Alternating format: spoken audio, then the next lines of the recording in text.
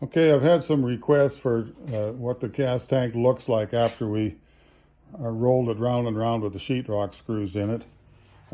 There's the pile of screws I pulled out of the tank after we finished cleaning, and I'll just give you a little shot of what I can here of the inside. Hope you can see, and it looks pretty darn good. After I pulled all the nails out, I rinsed it out 3 times with probably a quart of gasoline each time, just to make sure there was no debris left in there.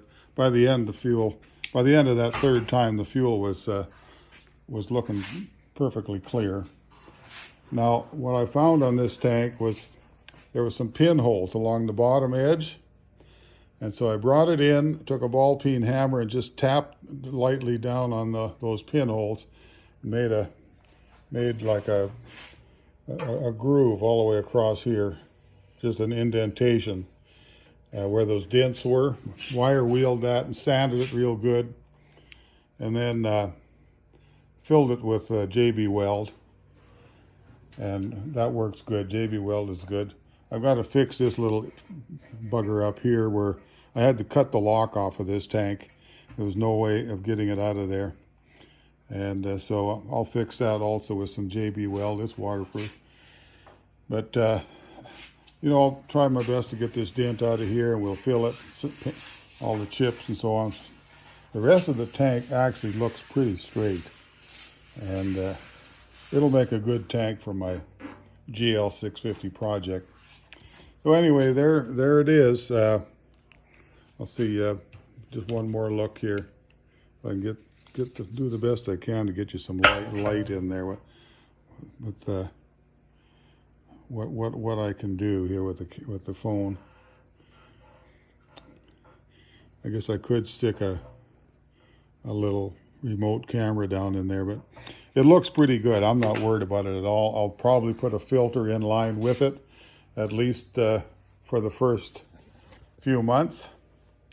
But anyway, there you go. It does a pretty nice job. This tank was just horrible looking inside. It was just rusty and full of dried up old gasoline. And now this will be a very usable gas tank. It's not going to be a problem at all. So anyway, if you like this video, show your appreciation with a thumbs up, and subscribe if you care to. We'll see you in the next video. I'll be posting some more videos on the bike as I get lights hooked up and stuff like that. I've been searching the harness, figuring out what goes where. I'll just give you a little shot of where it's at here. It's actually pretty easy to work on. Most of the lighting wiring is in this harness right here. Made a little diagram of what's what in there for the headlights, signal lights, the horn, and so on. I think I got the horn working.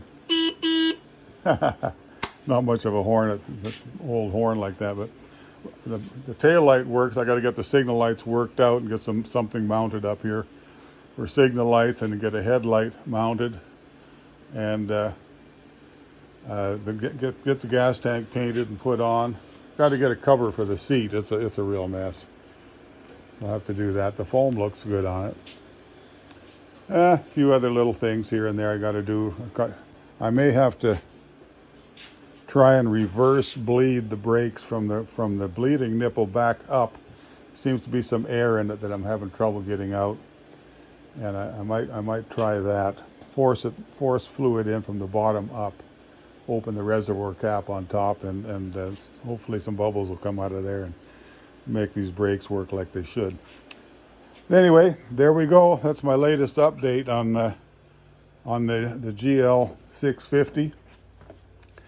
It was a parts bike that had been sitting around for at least 30 years, most of the time in the weather. As I mentioned, I think in another video, I was spinning the rear tire to try and get the engine to turn over, and I accidentally just brushed the Schrader valve on the rear tire, and it just snapped off like there was nothing there. So I managed to squeeze the tire over from one side and get a new valve in there, so I could ride it the other day a little bit, and it's coming along fine. So hope you enjoy following what we're doing on this old bike. We'll see you next time.